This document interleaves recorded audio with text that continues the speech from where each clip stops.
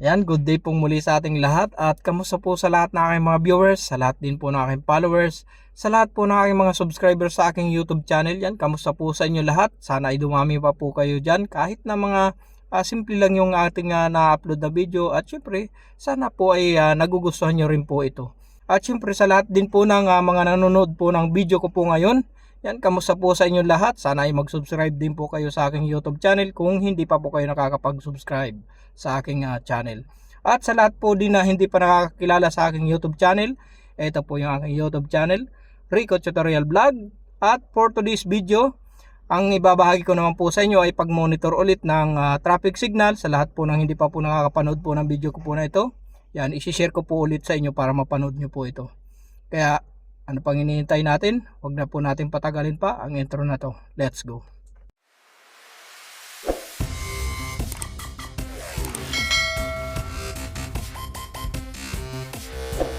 Okay, puntahan po natin yung signal. I-monitor po natin para makita nyo po sa labas. Nandito po kasi ako sa loob ng sasakyan. Yan. Bali, flashing mode lang naman po yung nakalagay dyan kasi hindi pa masyadong bukas yung kabilang daan na yan. Yan. Ilan lang yung mga dumadaan pa dyan. Kaya flashing mode lang yung nilagay po muna namin.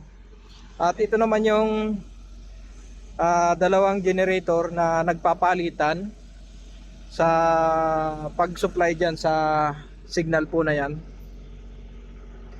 So itong umaandar po na ito ngayon ay kagabi pa po ito maka-start. Ito po yung generator 1. At pagka natapos na po yung nakasit na oras dyan, ay magsuswitching naman po ito si generator 2. So nandito po yung settings po ng oras ng dalawang generator po na yan. So yan, ang natitira pa niyang oras ay 18 minutes 0.37 seconds. So yan po yung natitira pa sa kanyang oras para po dyan sa generator 1. So ayan po sa screen, makikita naman po ninyo yung S1 sa taas at S1 sa baba. So ibig sabihin yung generator 1 po yung gumagana.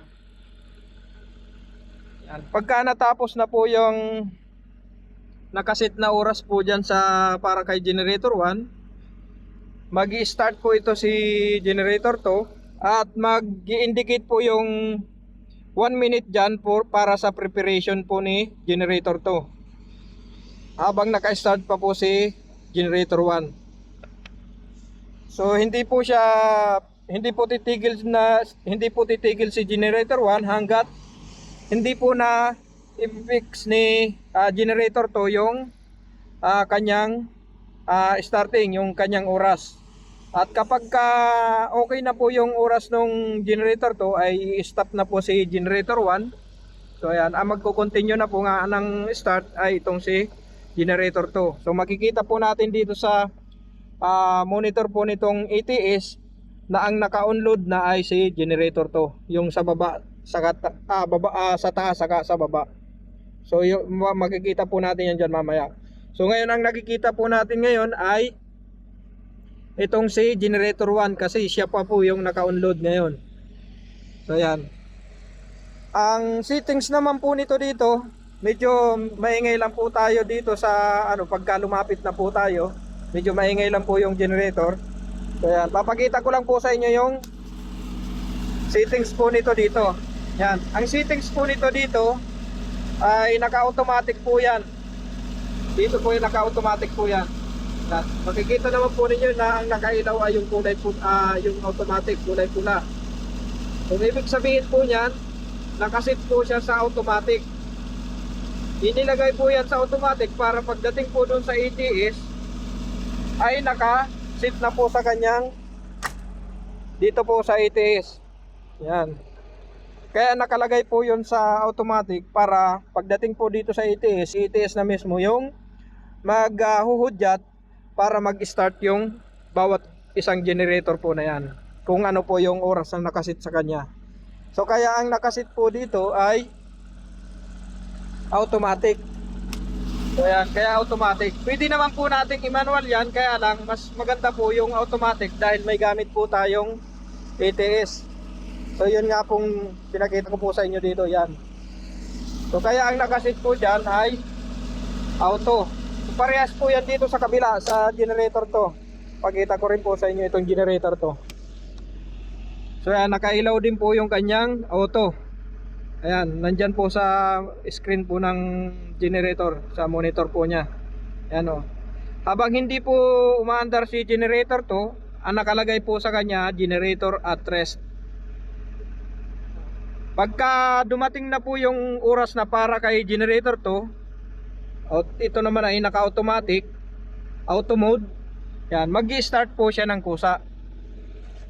Dahil nga po sa pagkakasit po ng oras dito sa ATS dito.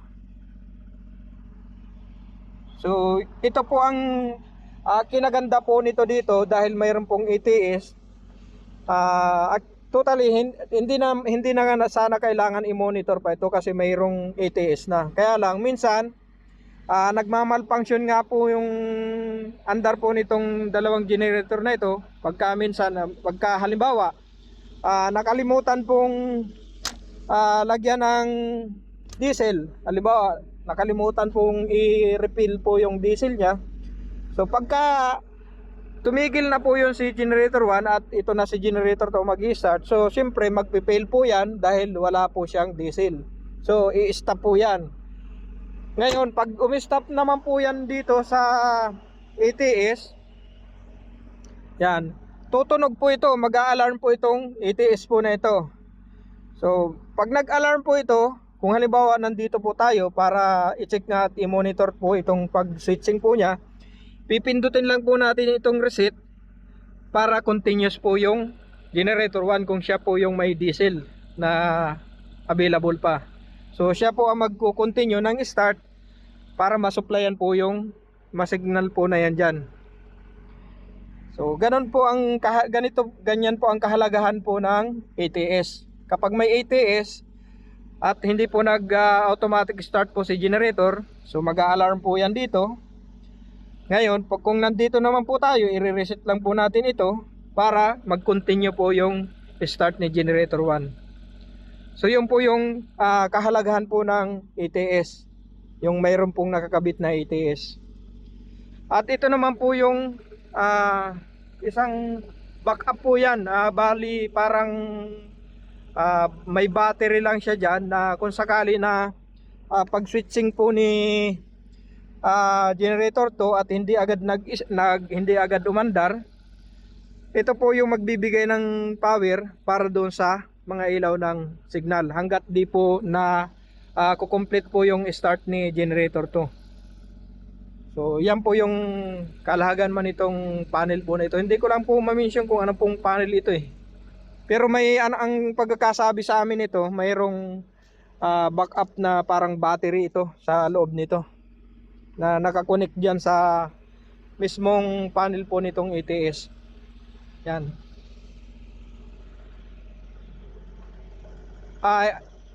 Sorry, yung panel po pala ito ng TLCP, Traffic Signal Control Panel. So ang ATS po ito, Automatic Transmitter Switch. Yan. Yan po yung ATS. So ito lang po yung mga ginagawa ko everyday dito. Pagka umaga, yan, minomonitor ko po yung generator po na yan, yung pag-switching nya, at yung supply po ng ilaw po dyan sa traffic signal po na yan. So yan lang po ang ginagawa ko everyday pagka umaga, pumupunta po ako dito. At sa pagkatapos ko naman po ay may iba naman po akong ginagawa pa. So siguro gagawin ko na lang po ng video din yon about po dun sa iba ko pa mga tinatrabaho bilang isang electrical maintenance. So yan, sa lahat po ng nakapanood po ng video na ito, I hope na may na-share naman po ako sa inyong simpleng tutorial para po sa mga baguhan, doon sa mga hindi pa po nakakaalam kung ano po ang kahalagahan ng ATS at kung paano po nagsuswitching gamit po itong ATS, itong dalawang generator po na ito. Yan, sa mga magagaling na po at marurunong na po sa mga ganitong trabaho, pasintabi na po sa inyo. Ito pong isinishare ko po ay mga simpleng tutorial lang po ito para sa mga hindi pa po nakakaalam ng ganitong mga trabaho. Kung ano po yung kahalagahan ni ETS sa generator para dyan sa mga ilaw po ng signal. So ayan, maraming salamat din po sa lahat ng mga kapanood po ng aking video at sa lahat po na magsusubscribe pa sa aking YouTube channel. Sorry na medyo na ano na tayo na bubulol-bulol. Ayan. Maraming salamat po at sana ay patuloy nyo pong suportahan ang Rico Tutorial Vlog na channel. Sa lahat po ng hindi pa po nakakapanood at hindi pa nakakapag-subscribe, sana ay i-support naman po ninyo yung aking YouTube channel. Yan, maraming salamat and God bless pong muli sa ating lahat. See you on my next video sa lahat po ng mga makakapanood pa po nito.